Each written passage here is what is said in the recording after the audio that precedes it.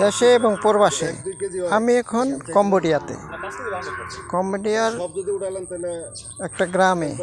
এখানে আমাদের বাংলাদেশি এক ভাই সবজি বাগান করছে। সেই সবজি বাগানের এই লাউগুলো ফার্স্ট কাটলো, সেকেন্ড টাইম কাটলো বিক্রি করার জন্য। ফার্স্ট টাইম 4 টাকাটা পয়সা রাখছে এতিমখানা দেওয়ার জন্য। এখন এই উদ্বোধন করলো আমাকে দেয়া কাটায়া। আমি আসছি ব্যাংকক থেকে।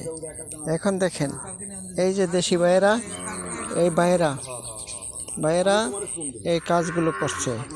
ওই যে মাঠ দেখতেছেন, মাঠে এখানে সবজি লাগানো হয়েছে।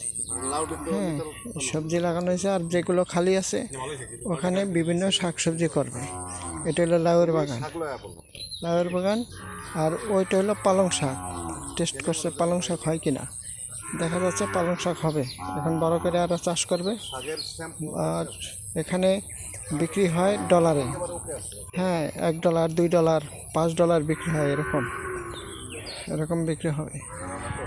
ভাই লাউ কত করে ভাই? লাউ হলো $3।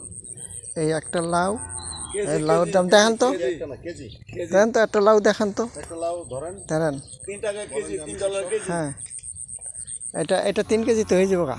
এটা 3 কেজি হবে না? এটা 3 কেজি হবে। 1 কেজির দাম $3।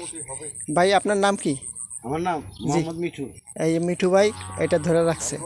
এই মিঠু ভাইয়ের সাথে আরও বাইরে আছে। এই বাইরা এই ফসলগুলো ফলাইছে।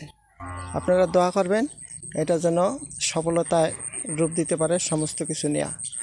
আমি তৃতীয়বারের মতো এখানে দেখতে আসছি এই বাগানটা আমার এক ভাইয়ের। আপনারা ভালো থাকেন, দোয়া করবেন। আল্লাহ হাফেজ।